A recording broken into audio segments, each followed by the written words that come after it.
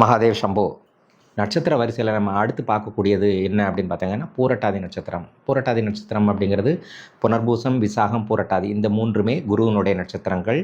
குரு அப்படிங்கிறதுக்கு உண்டான தச ஆண்டுகள் 16 ஆண்டு காலம். முக்கியமாக இந்த பூரட்டாதி நட்சத்திரத்தில் பிறந்த ஒரு கதாபாத்திரம் யார் அப்படின்னு பார்த்தீங்கன்னா கர்ணன். கர்ணன் என்னென்ன பாடுபட்டாங்க, என்னென்ன சங்கடப்பட்டாங்க அப்படிங்கிறது உங்களுக்கு நல்லாவே தெரியும். எல்லாமே இருந்தும் எதுவுமே இல்லாதது போன்ற ஒரு வாழ்க்கை. எல்லா அங்கீகாரங்களும் கிடைக்க வேண்டிய அந்த வாய்ப்புகள் இருந்தும் கிடைத்தும் பயன்படுத்த முடியாத நிலைமை. ஏதோ ஒரு வகையில் அவங்க வாழ்நாள் ஃபுல்லாகவே சங்கடப்பட்டிருப்பாங்க அப்படின்னு. அப்போ இந்த பூரட்டாதி நட்சத்திரத்துக்கு உண்டான அதிதேவதை யார் அப்படின்னு பார்த்தீங்கன்னா காமதேனு தான். காமதேனு வழிபாடு பண்ணுறது உங்களுக்கு மிகப்பெரிய அளவில் உங்களுடைய கஷ்டங்கள்லேருந்து கண்டிப்பாக வெளியில் கொண்டு வரும் அப்படிங்கிறது.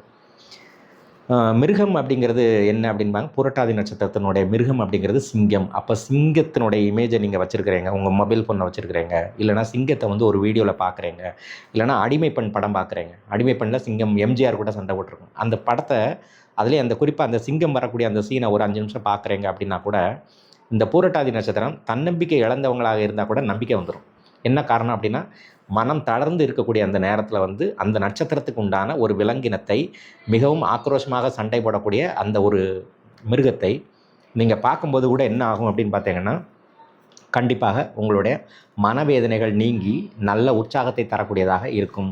வேறு என்ன அப்படின்னு பார்த்தீங்கன்னா இந்த வேதை நட்சத்திரம் அப்படிங்கிறது உத்திர நட்சத்திரம். அப்போ உத்திர நட்சத்திரத்தை கண்டிப்பாக அவாய்ட் பண்ணுங்கள்.